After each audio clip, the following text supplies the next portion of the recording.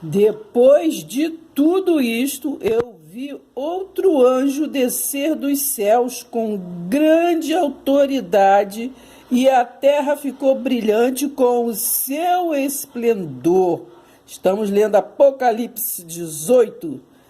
Ele deu um poderoso brado. Caiu a grande Babilônia. Ela se tornou um esconderijo de demônios, uma toca de espíritos imundos, aleluia, e de toda espécie de aves e feras impuras. Então ouvi outra voz,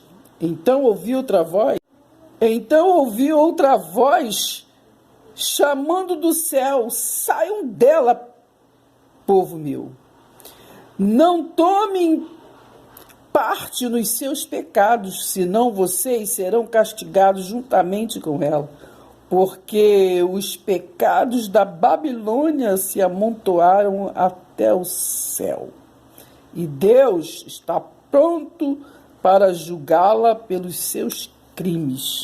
Sai dela, povo meu. Esta Babilônia é o sistema, esse sistema opressor que vem desde lá, do Nimrod, né? Aquele que fez o quê? Babel, a torre, né? Aquele que rebelde, que queria ser Deus, queria estar no lugar de Deus. E esse sistema chegou à Babilônia, e esse sistema chegou ao Império Romano, e esse sistema contaminou o mundo todo com a religiosidade vinda de Constantino. Então, nesse tempo que nós estamos, né, nesta segunda transição, porque a primeira foi quando o Jesus, né, veio, aquele momento ali da cruz, né, para ali dar uma sacudidela no Israel, nos judeus, né, dos hebreus. E agora, nesses tempos, nós estamos vendo a transição de entrar no reino de Deus, né? Nem todo aquele que diz Senhor, Senhor, entra no reino, consegue assimilar, mas nós estamos no tempo da escolha dos bodes, das ovelhas, né? Então, sai dela, povo meu, religiosamente, né? Que só vive por rituais, por costumes, por tradição, por maquinalmente viver aprendendo com homens, igual está escrito lá em Isaías 29:3, né? O povo louva com os lábios, mas o coração está longe, porque fica aprendendo homens com homens. Então sai dela, povo meu. Vamos raciocinar e ter realmente um culto racional. 2 Coríntios, né, 10, Paulo defende a sua autoridade apostólica, né? No versículo 3, porque embora andando na carne, não militamos segundo a carne, porque as armas da nossa milícia não são carnais, nós falamos pelo Espírito, e sim poderosas em Deus para destruir fortalezas, anulando sofismas. Então a nossa luta, nossa milícia, né, não é contra a carne, contra um ao outro, né, mas é a favor, né, do mundo, deste reino espiritual, não é verdade? Porque Deus é espírito. Mas o homem, ele não entra nesse mundo, porque nesse mundo ele não é senhor, ele não tem autoridade, né? Porque neste mundo só existe uma mente, né, para ser ativada, do qual o corpo, né, é toda uma nação. Essa Babilônia, nesse sistema religioso, ele é dividido, cada um tem o seu estatuto, cada um defende a sua verdade, cada um defende o seu lugar, né? Então, eles não assimilam um só cabeça para um só corpo, um só mediador, né? Então, sofisma, falamos muito de sofisma. O que é sofisma? Né? Então, sofisma é aquilo que eu escrevi algumas coisas. Sofisma é um argumento que parece correto, né? É que é assim que a Babilônia ela age. É um argumento que parece correto, mas induz o quê? É o erro. Tipo assim, Malaquias 3:10, né? A Babilônia, ela faz o quê? É um argumento, o culto de Malaquias 3:10. É um argumento correto, mas correto para quem? Para Israel, para aquela geração antes de Jesus. Quando Malaquias ali estava profetizando, quando Malaquias estava ali, o tempo de Malaquias, o tempo dos profetas, foi antes de Jesus. Vê lá em Hebreus 1, versículo 1, que os profetas foi antes de Jesus. Então, é uma mistura, né? Uma mentira maquiada de verdade. É uma mentira maquiada de verdade, né? Que é uma mentira porque na aliança nós estamos em outra dispensação. Nós estamos numa aliança da graça, não tem como nos fazer como doutrina uma aliança da lei, que foi a lei e os profetas foram até João. Então não ultrapassou Jesus, não. Então é uma mentira maquiada de verdade, é uma verdade no lugar, né, que é mentira. É parte de uma verdade para te direcionar para da parte que é enganosa. Então, é parte de verdades, mas que nos direciona para o quê? Para uma parte enganosa. Né? Quando se fala das histórias e traz ela como doutrina, né? Como doutrina, eu vou estar falando aí de 2 Coríntios 11, ali, o que Paulo ali estava exortando, ali, conversando, falando para aqueles em Coríntios, né? Aquelas pessoas dali, estava contando para eles como que, da forma que ele recebeu, ele estava passando para ali o que aconteceu lá com Jesus, mas eles pegam essas passagens e faz doutrina. Né? E Paulo não está ensinando, não estava doutrinando para poder fazer, para poder continuar ali um costume, uma tradição, ele estava falando, estava chamando a atenção daquele povo, né? Então, o sofisma é uma coisa que induz você a afirmar com fé o que não é verdade, né? Como exemplos de verdades, afirmar verdades que é mentira e mentiras que é verdade. Então atrai o que? Atrai histórias como doutrina. Então esse sistema babilônico, né? Esse sistema de se religar do homem, que o homem tenta estar no lugar de Deus, ele que quer religar o homem a Deus, né? Ele tira Cristo de jogada. Então o sofisma que está aí em 2 Coríntios, capítulo 10, versículo 4, diz: o sofisma limita, né? O sofisma, esse sistema babilônico que nós lemos em Apocalipse 18, sai dela, povo meu, entendeu? Esse sistema opressor que não deixa você se libertar, que as pessoas ficam se libertando e nunca se libertam. Bebem bem da água, mas nunca ficam saciados. Então o sofisma limita, né? Ele induz, né? Ele acorrenta, ele trava, né? Ele acostuma gerações a viver acorrentadas religiosamente, né? Então é isso. Se acorrenta nos seus argumentos com verdades históricas e bíblicas.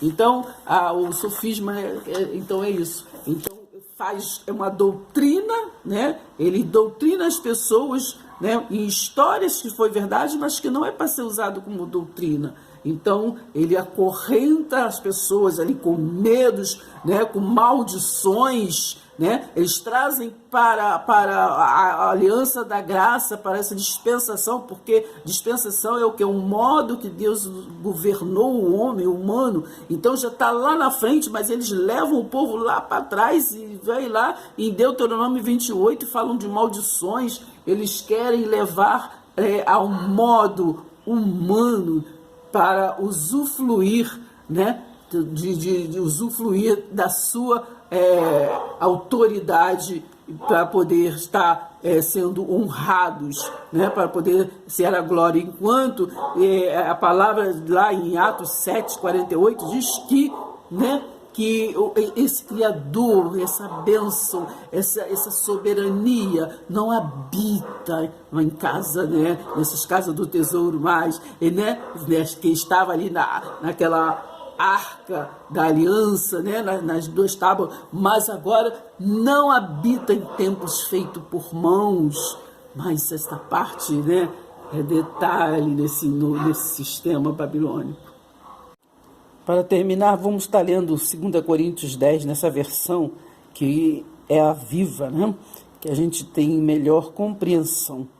E vamos então prestar atenção, compartilhar uns com os outros o amor, né? Porque podemos ser tudo, né? Como lá diz em 1 Coríntios 13, podemos fazer muitas coisas, ser muita coisa, mas se nós não tivermos amor, nada seremos. Então aqui está escrito: eu espero não precisar mostrar-lhes, quando estiver com vocês, quão audaz e severo posso ser. Não quero levar a efeito meus planos atuais contra alguns de vocês que, segundo parece, pensam que minhas ações e palavras são simplesmente as de um homem comum. Não é de homens, é de Deus.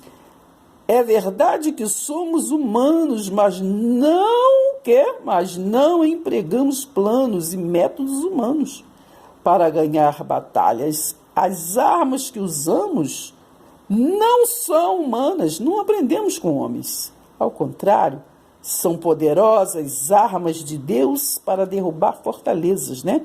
Sofismas. Estas armas podem derrubar todo argumento e pretensão contra o quê? Contra o conhecimento.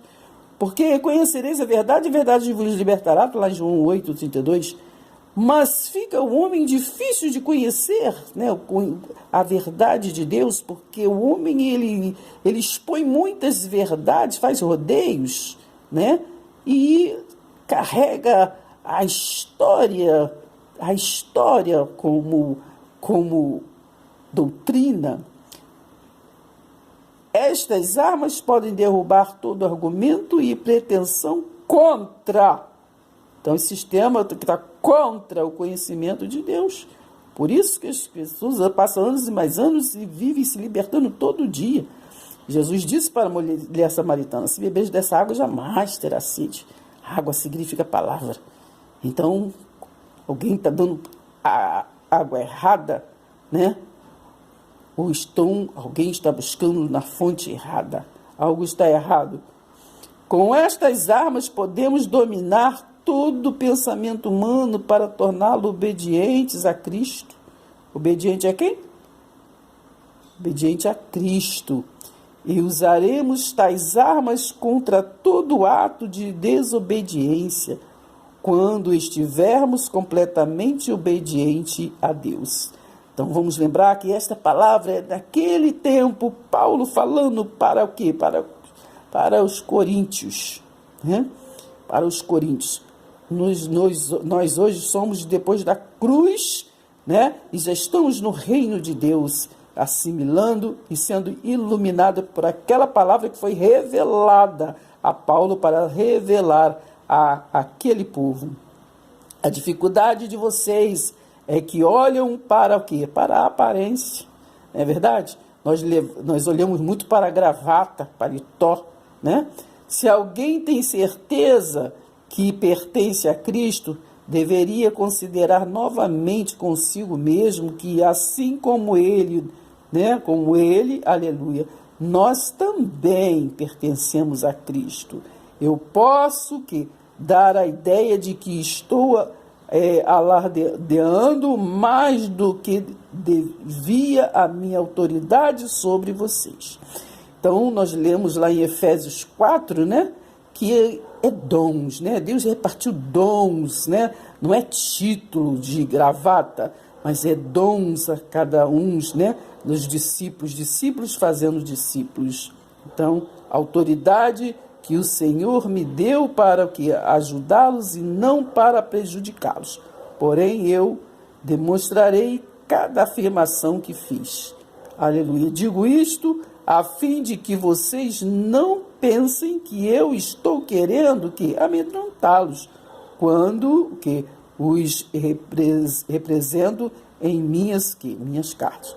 Não se incomodem com as cartas deles, dizem alguns.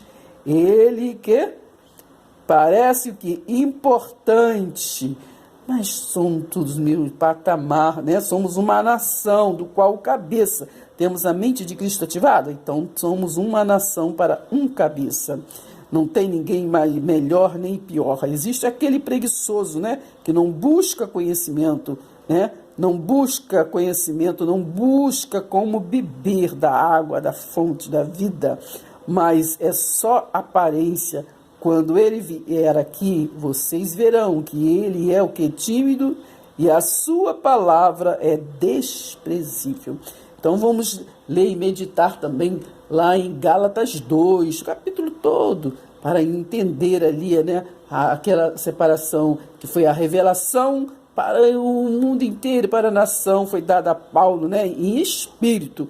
O Paulo saiu do corpo, vamos dizer assim, uma linguagem que vocês entendam, né? Ele até fala, se fora do corpo, não sei, se fora do... E a mesma revelação de Apocalipse também, a João, também teve ali no início, no capítulo 1 de João, também foi em espírito, que Deus ele não trata com carne, ele com gravata, com paletó, mas ele trata em espírito. Então foi dada também ali a revelação, né, daquele final, Babilônia, aquele sistema ali da casa do tesouro que acabou, né, do qual Jesus pregou em Mateus 24 ali todo, e acabou, que só João viu, né, só João viu, o único apóstolo que viu, né, no ano 70 depois de Jesus, né, o juízo acontecer. O juízo, tudo aquilo que o Jesus de Nazaré pregou, o Filho do Homem pregou. Né? Filho do Homem é uma expressão que era usada pelos judeus. Né? Vocês lêem lá em Ezequiel, que lá está escrito, Filho do Homem, põe-te em pé e falarei contigo. Então, Filho do Homem é uma expressão. Né? Então, no livro de Mateus ali também fala, quando o Filho do Homem vier, ali está falando, o Filho do Homem ali está falando de Tito, né? Que foi o Filho do Homem, filho de Tito, filho de Vespasiano, que ali foi aquele que destruiu, né? Ele ali acabou ali concluindo a profecia de Mateus 24, do qual Jesus anunciou. Então ali destruiu o templo de pedra, então já não há mais casa do tesouro, né? Não há mais casa do tesouro, não é mais preciso, não, eles levarem alimentos para a casa do tesouro, as 11 tribos, não é preciso levar, porque ali acabou o sacerdócio levítico, né? Então até está escrito lá em Hebreus 7, né, que necessariamente quando se muda, né, o sacerdócio, a lei, né, se muda o quê? Se muda tudo. Então vocês lê lá, mais ou menos no versículo 12, ali está escrito que necessariamente se muda tudo. Então mudou, não é mais o sacerdócio levítico, né, do qual vivia do alimento que as outras tribos levavam para a casa do tesouro, né? Mas agora, diz ali em Hebreus 7, que Jesus, né, aquele que concluiu de uma vez um sacrifício único, né, ele foi o único, ali acabou. Então que nós não venhamos mais estar buscando um cordeiro de Êxodo 12, porque o cordeiro ele já veio, né? João falou, eis aí o cordeiro que tira o pecado do mundo, e tirou, né? Colossenses 1,13, ele tirou aquele povo, né, que vivia nas trevas e transportou para o reino do seu amor, né? Não a nós, que nós já nascemos no reino de Deus, né, depois da cruz, mas aquele povo que vivia nas trevas, que vivia na lei, que vivia então ele transportou, ele tirou ali aqueles que pecavam, né? Pecado é o que? Transgressão da lei. Então ele tirou aquele povo que pecava e então transportou para o reino do seu amor. Romanos 8, agora nenhuma condenação há para aqueles que estão em Cristo pela fé. Então Efésios 2:8, pela graça sois salvos mediante a fé que não é de nós, é dom de Deus implantado em nós, né? Isso não vem de vós, é dom de Deus. Paz seja convosco. Se inscreva, deixe seu like.